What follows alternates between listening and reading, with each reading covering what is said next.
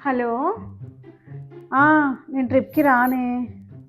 మా ఇంట్లో ఒప్పుకోరే. ఈసారికి మీరెళ్ళిపోండి. అడిగినా వేస్టే మా మమ్మీ ఒప్పుకోదు. ఇంక మీరు నాకు ఫోన్ చేయకండి సరేనా? ఓకే. బాయ్. హలో.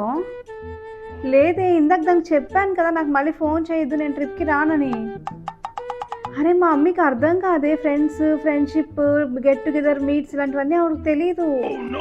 చెప్పినా వేస్టే. మళ్ళీ నేను అడిగి నేను ఫీల్ అవుతాను తను వద్దంటే.